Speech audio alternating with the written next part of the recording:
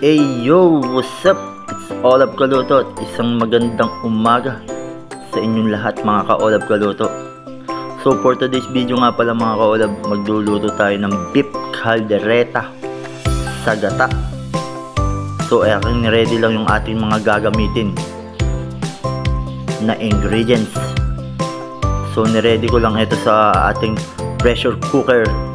Palalambutan lang muna natin yung ating beef mga ka-Olab.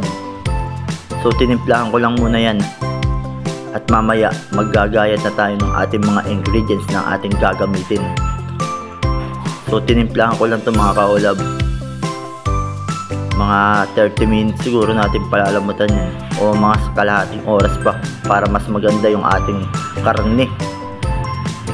So hiniwa ko na nga pala yung ating mga ingredients yan mga classmates habang hinahantay natin yung ating beef. So sa mga nagpapa-shoutout nga pala kay Cariel Cabel, shoutout nga pala sa'yo, at kay Ate Cynthia Fernandez at kay April Caparas, shoutout sa inyo. Salamat sa pagtuto kay Olab Kaluto. So yun na nga mga classmates, ginayat lang natin at hiniwa natin, tinalupag pa natin yung ating mga ingredients tulad ng ating patatas at yung ating carrots. So mamaya ipiprito lang natin yan ng konti nang sa ganun ay lumambot, tapos dire-diretso na. So shoutout din nga pala sa mga kumari ko na si Maring Arian Kahipe at si Maring France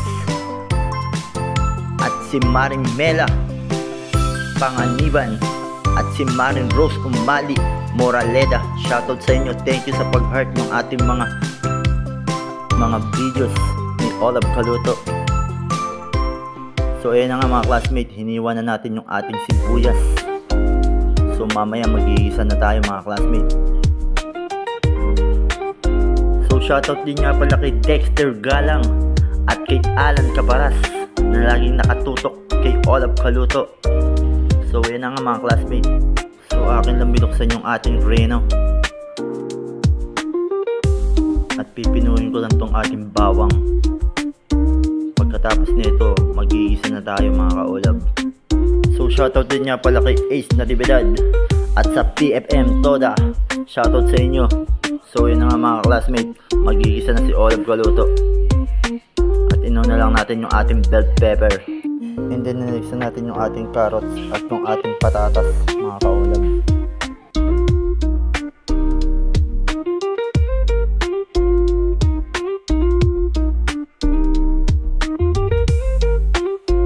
Set aside lang natin yung ating mga gulay mga classmates. So ayan, magigisa na tayo mga ka-Olab. Inumpisahan lang natin sa bawang mga ka-Olab. Diyan na nga lang din pala tayo nagluto mga ka-Olab, nang sa ganun lahat ng mga pinrito natin kumapit. So ayan na nga, nilagay na natin yung ating beef. So dire-diretso na yung mga ka-Olab.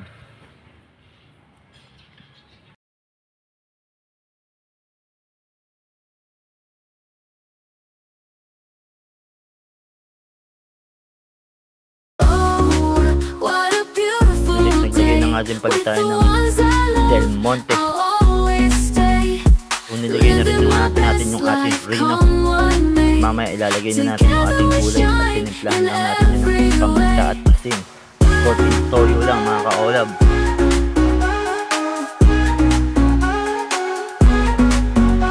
So nagtag na lang din ako ng Knorr cube para may panlasa yung ating beef caldereta at mamaya ilalagay na natin yung ating kakang gata.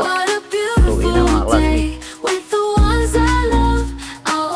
mag-a-add na lang tayo ng konting sili dyan sa ganun yung pa at ang yung ating caldereta. So ito na mga ka-Olab Kaluto, ang ating recipe for today, ang ating beef caldereta.